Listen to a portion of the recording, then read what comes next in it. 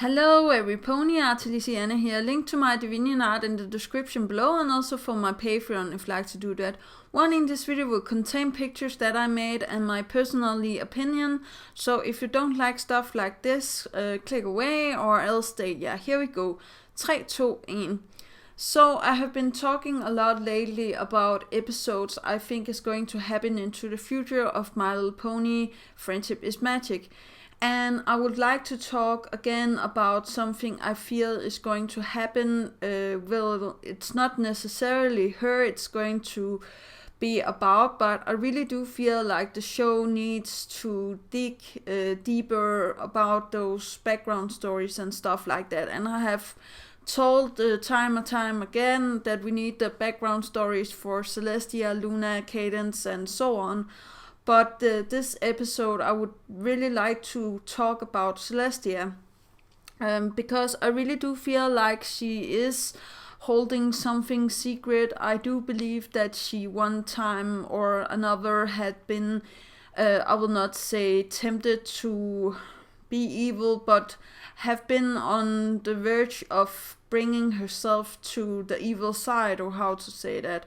Now, I do believe that she have come back again herself or with the help of others, not Luna, because we know that she was sent to the moon and stuff like that. But maybe some pony else was helping her, but it was not going that good. I was actually thinking that was maybe a possibility that the way that Sombra was made, that Sombra was also a student of Celestia's. But I'll also have a video where I'm talking about that I feel like the Queen of Love, before Cadence was actually Sombra's student or teacher. So yeah, that Sombra was a student to the Queen of Love, or how to say that. And I actually feel like that makes even more sense that Cadence's mother or Cadence's grandmother, or in those lines, were the one to use the spell book to make the Crystal Empire and make everything into crystals, and she was the one taking off Sombra's powers, or I will not say turning him into Sombra, but making sure that that he couldn't reign as a lonely king, or how to say that. I do feel like she, when she was not the Princess of Love no more, or the Queen of Love in this case, I'm talking about Cadence's mother or grandmother in this case.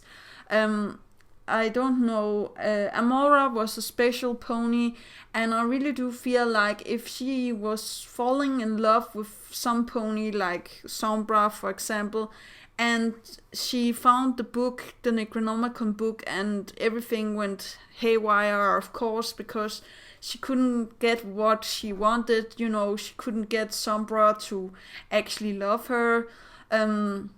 Maybe he wasn't that interested in her, but I also feel like she knew about hope, and she knew that Sombra had his heart on another place. And some women, I will not say all women, but some women had the potential of being very, very jealous. And I really do feel like the queen, especially the Queen of Love, imagine her finding out that her loved one, or the one that she feels like she's falling in love with, don't love her back. Now, I would say that could also happen with Starlight and Sunburst, but I'm getting a hold of myself. This episode was actually going to talk about that I feel like Celestia and the old Queen of Love have a connection, and Celestia is not telling us all of the stuff that there is, because I really do feel like in some way, shape or form, I feel like Sombra is a mix of all of this. Now, the reason why I feel like Celestia and Luna couldn't go to defeat Sombra in the first place was actually maybe that Sombra was once their brother, and now they don't want to do or to have anything to do with him, because he went on the evil path and he have chosen now to destroy the old Queen Amora completely. He froze her into stone, or made her into stone, and crushed her. And when Hope came to Celestia and Luna and told them this, I do feel like Celestia and Luna was like, well, we have to banish him, but I do believe a second time around when he came back, I do feel like it was too much for the two sisters, and maybe he also used his remembering spell, or what it is that Sombra can with the mind, to erase the memory of him actually being their sibling, or being their student, or being in some shape, way, or form accepted by the old Queen of Love, and being taught the ways of this and stuff like that.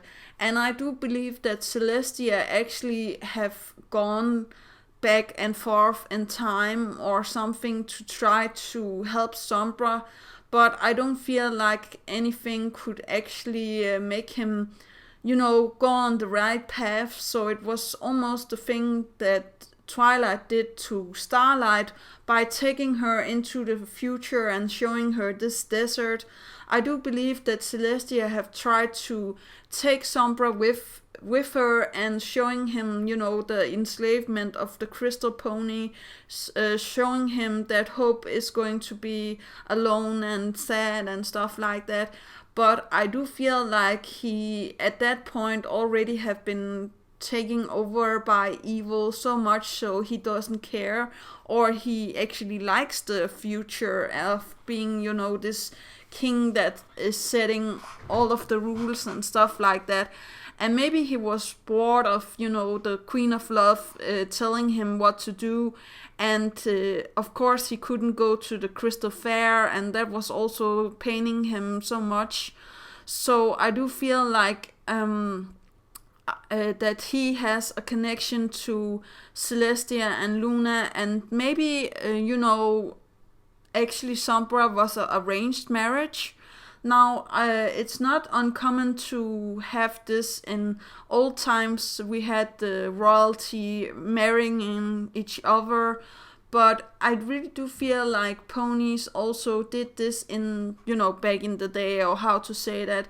And I feel like maybe, the Queen of Love have reached out to the two sisters and their brother, and was like, well, you have a brother and I'm a lone queen, and have this empire, the Crystal Empire. Wouldn't it be sweet if we all were in one family, or how to say that? And yeah, maybe that was how, Cadence came to be, actually. Maybe she is the child of, Sombra and Amora, or maybe she is the child of Hope and Sombra.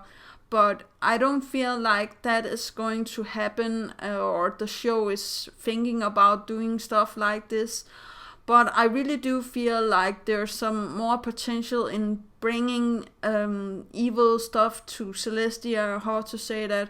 I do feel like she once wielded the Alicorn amulet, or she once wielded the Necronomicon book, or she actually wielded something else that was powerful and evil. I actually drew this artwork about, Celestia and 4 other ponies as the 4, horsemen of the apocalypse. If you don't know that, it's war, and famine, and poison, and stuff like that, and death. So, yeah. I don't know if the show is going to go in that direction, but 7 Deadly Sins is actually something I feel like the main 7 now can be, with, Starlight being the 7th element. And I still feel like there's a chance for both Celestia and Starlight to come back to evil, or go to evil, or how to say that. And I'm not feeling safe with having these predictions, or how to say that. But I really do feel like the show could do this, and it could teach people that even though you have somebody that you trust 100% and look up to, it's not always that they're going to live up to your expectations, or how to say that, in a really rough way. I know that we have learned this with other episodes, but I really do feel like we need an episode where it's shown that the evil can still consume good, or how to say that, and there is no way for them to come back. But I also feel like they can do this with Chrysalis, but I'm going to talk more about that tomorrow. Today I was just going to talk about, Celestia, Amora, and Luna, and Sombra actually having this connection. But I don't know, what do you feel about this theory? Please leave a comment down below. Do remember that inspiration is right around the corner, and do remember to have a great day. Yeah, that was actually all. Okay, yeah, bye.